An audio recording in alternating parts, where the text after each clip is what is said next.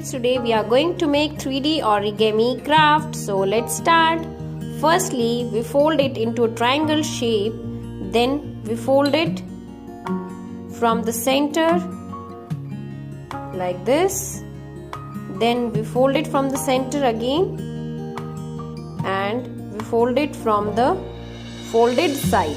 Okay, not the open side. Okay, we have to fold it from the folded side like this. Then we fold one layer to the upward side and open it, and then we will fold it from the upper side. Same with this side. Fold this till the corner like this, and then this corner we have to fold it upward and then fold it like this.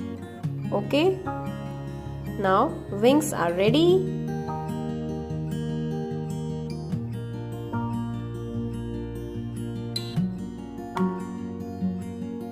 Then fold tail portion till the wings in a straight line like this. Then we have to fold it from the another side also. Okay, now crease is there. Now fold it till the crease upward side. Okay, now press it very well and fold it. Okay, so tail portion is complete. Now come to the mouth portion. Fold it in a slanting line like this. Now we have to fold this from another side also.